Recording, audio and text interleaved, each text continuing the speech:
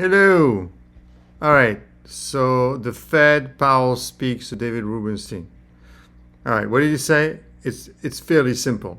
First of all, he says this thing is going to last for 1 or 2 years. One. Two, the economy is still pretty strong. He was shocked at the numbers that he saw from unemployment. And basically, target is 2%.